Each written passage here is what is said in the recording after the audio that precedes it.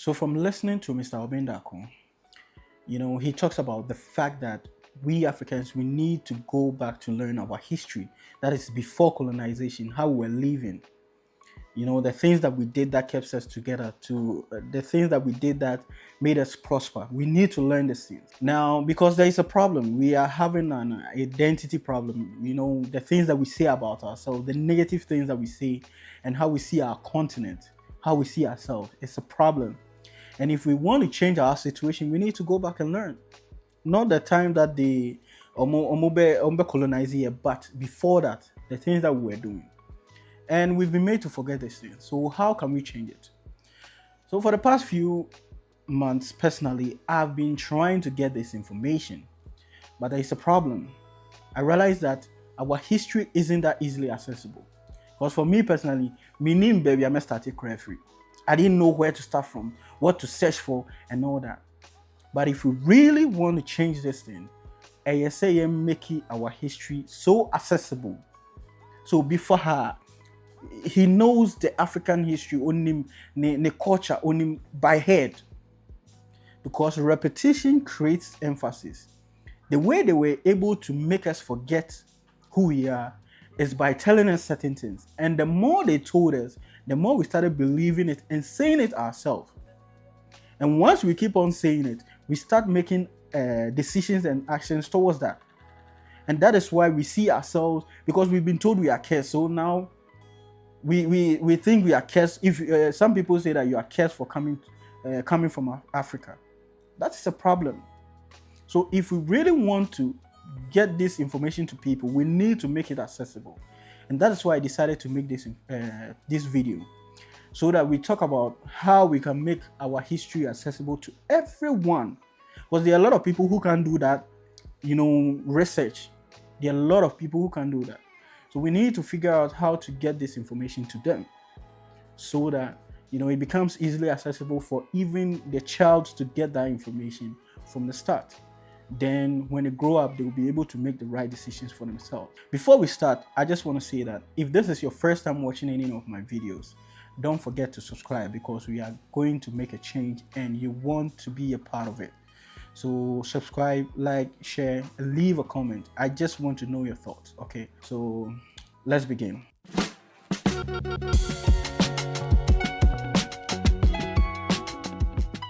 Now, before we tackle the solution, we need to look at what the problem is.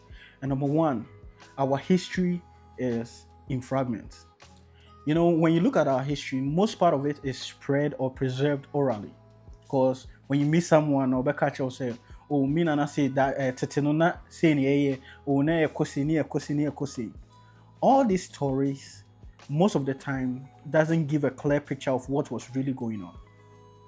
You understand? And the problem with orally preserved stories or information is that people can change the information. So it becomes very difficult for people to get the information, the clear picture of what was really going on. So we don't have a system in place that compiles all these stories into a book or a video or a tape for people to hear and listen, so that they can get a clear picture of what was really going on and the things that we can implement in this time to help ourselves. There is also the problem of the little written documents that we have, and kakrana yatrono, they are hidden in places that they prevent people from coming to take it, because they want to preserve it. But how do you get the information out there when you are hiding the things from people? And even artifacts or these things that they have collected, things are from Teteno, Niamabi, Kunyani, those kind of things are able to show people, say, okay, Teteno na say Niamabi, when we wanted to do this is what we use, and all those things. They have been sent away to foreign museums. So if we want to learn our history, how do we learn our history when the things that we can learn from have been placed in private places or even outside our reach? That is a problem that we need to look at. Now, number two, the colonial distortion of our history. We can see clearly that the stories that we are hearing about us isn't really true. Because when you go back and you realize the true story, all these things that they are telling us are lies. They tell you Africa is a jungle, Africa is a cursed place, and all these things. And we are dumb, we cannot do anything for ourselves, and we always need help. Those are stories that they created for us to believe. Say we cannot do anything for ourselves, and we always need them. And look at the results that we are getting. That is a problem that needs to be changed. The clear story needs to be told. The true story needs to be told. Because the stories that we are hearing about, or Titino, all these stories are stories created by them. And then, if you even go to our books, all the success stories that we are hearing are people from Europe and other places, but they are Africans who have contributed to the development in the world that has benefited everybody, and we don't have their stories in our books. Because I recently made a video about the guy who harnessed the wind. If we look at the environment he came from and how he was able to do that for his community and the impact he has made, that we don't have a story in our books is a problem. That is a big problem. I say any day. Solve it. There is also the problem of the limited inclusion of our history in our educational system. We don't have our history in our educational system. We don't talk about ourselves. We only talk about them, what they've been able to accomplish, and we always see them say, they are the brightest, they are the wisest, they can do these things, we cannot. That is the problem, because all the things that we talk about, the history that we talk about, is only colonization and slavery. And I can attest to it, because what we learned about our history is born of 1844 and all those things. But before that, we were living. Before that, we were people.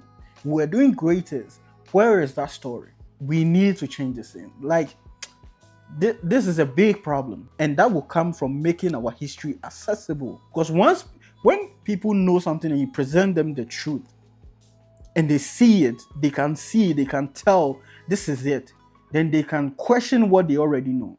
But if you don't present them with anything and you tell them, say, go and learn it, they cannot get the information because they cannot see what you've seen. We need to bring it to them. We need to bring it to the layman out there. Say, this is, even in pictures, in our schools, the children, because if they are going through this educational system created by them, educational system, we can see the results that we are getting, that it wasn't created for us to prosper. It was created for us to, limit our imagination and our thinking. But we know clearly that we can do something. We can do so much, because if you look at any black in any industry and they commit to something, look at the amount of, effort and the results they get, which means whatever they are telling us is a lie. And we need to change. We need to incorporate our history into our education, and we lack that. That is a problem that we need to solve. Now, the other problem is also, the access to historical records. Like I said, all these artifacts that you're finding, is in, foreign museums. So how do we get the information? All these records of,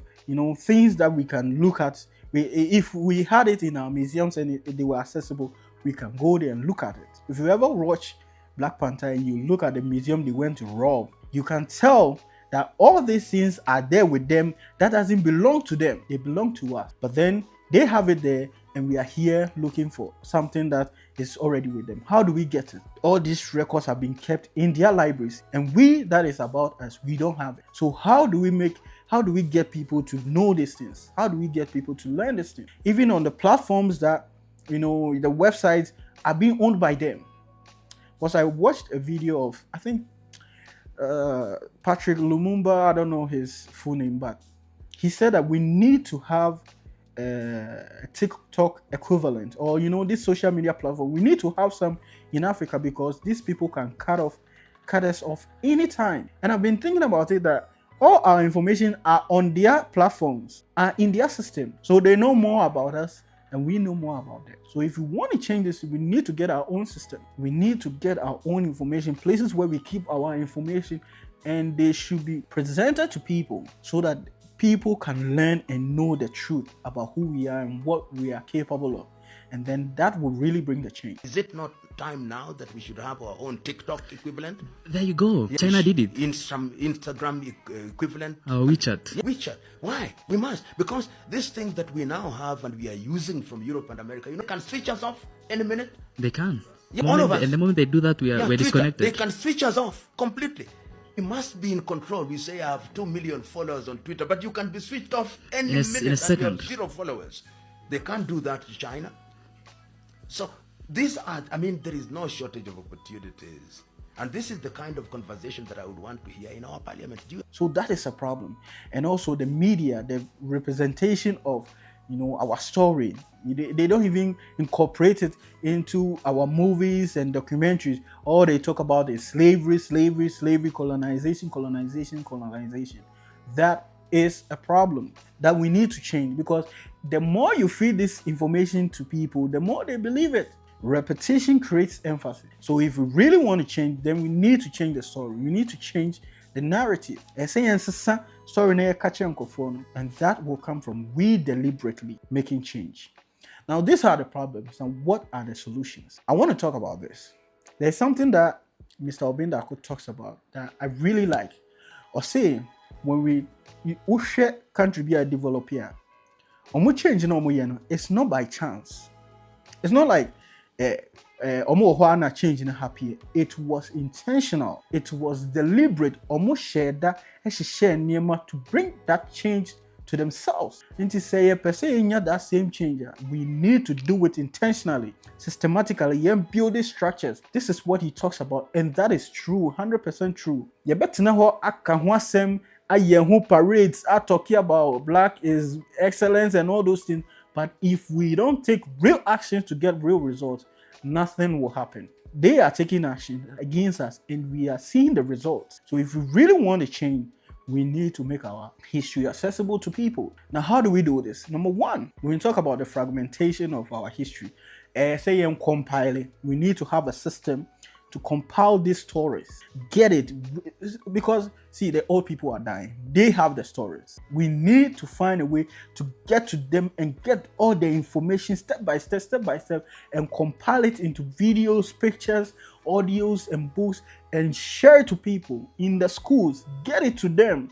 Let them read it so that they get to know the truth. Number two, our educational system now, it's quite strange how we have a problem with our educational system. We can see there is a problem, but when it comes to changing it, it's like everybody's acting as if they don't know who is going to change it. Some people say it's not that easy.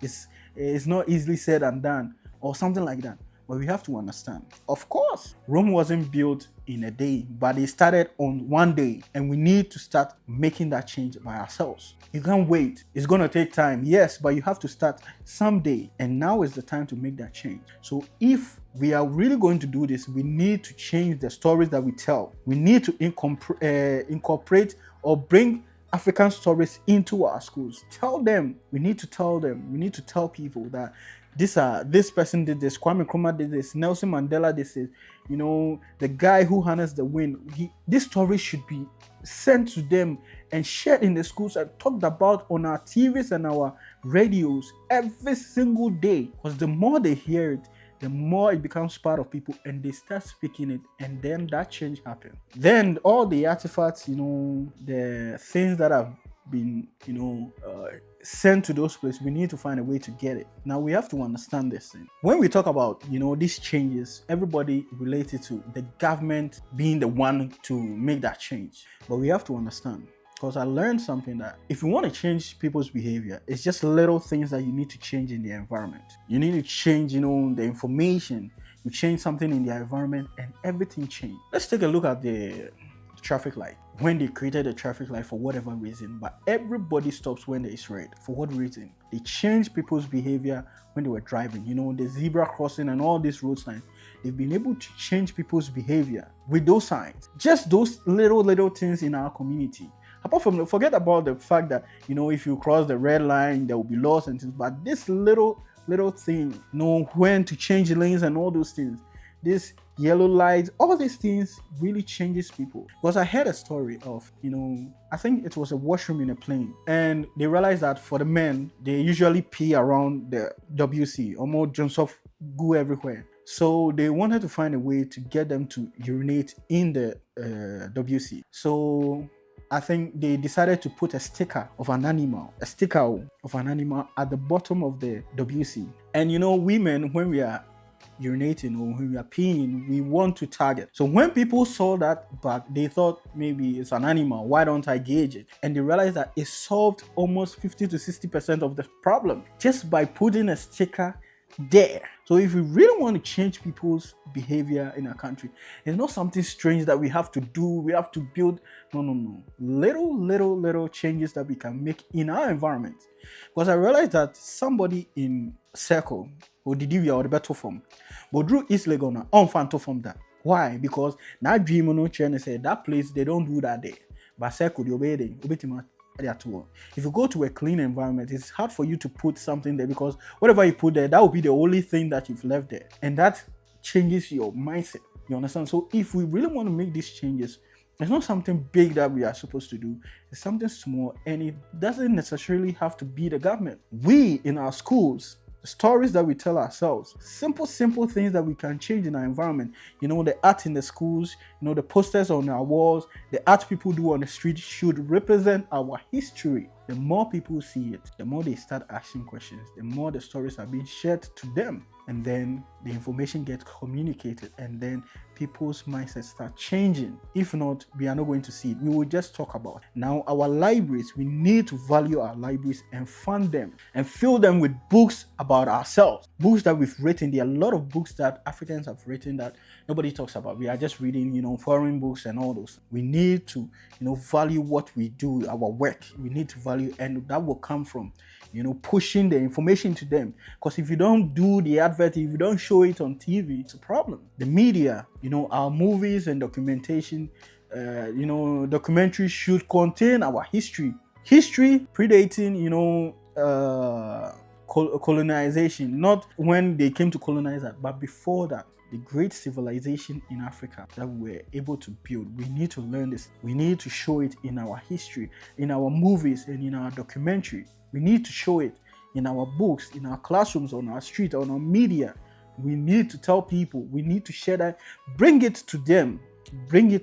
Come down to their level and bring the information. We have to, because even there is a problem of some of this history written in languages that people can't even read. So how do we get it in languages that people can read and understand? Now, one thing we are supposed to note is that when we say go back, it's not that we are going to bring all the old stuff. No, we need to know the fundamentals, the things that kept us together, the things that brought us progress, gave us the drive to do something, to build something for ourselves. Those are the things that we need to collect. There were things that we did that wasn't right. Of course, we admit, but it's not everything that we can't live in the past. We have to bring lessons from the past and then, incorporate it in the present so that we can build the future we want. So we need to know what we are going to get from the past, the information that we are going to get, and then bring it to the people, because these countries, when they are doing it, they are systematical, they are structured, they know this is the information we want to get to them, and this is how we are going to get it to them. If you go to China, it's mandatory for you to do certain things, and that keeps the culture, that keeps the tradition, that keeps the the richness of their worth within that place, in the people. So this is what we are going to do, and I've seen it.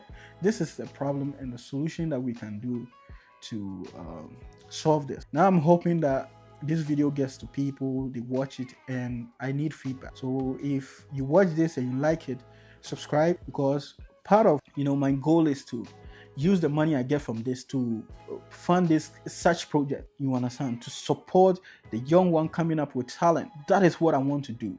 So the little effort that you can put to support this now is to subscribe, to help the channel grow, so that we get more subscribers, more views, and then from there we get to make that change that we want. We get to make that change that we are looking for. Okay, so thank you for watching. I hope this video makes us sense out there. Let's all start making that real change, because the talking has been too much. We need to take action. And that is what we are going to do from now on. We are going to get the information to them, to the people, and bring that real change that we want. Thank you for watching, and see you in my next video. Peace out.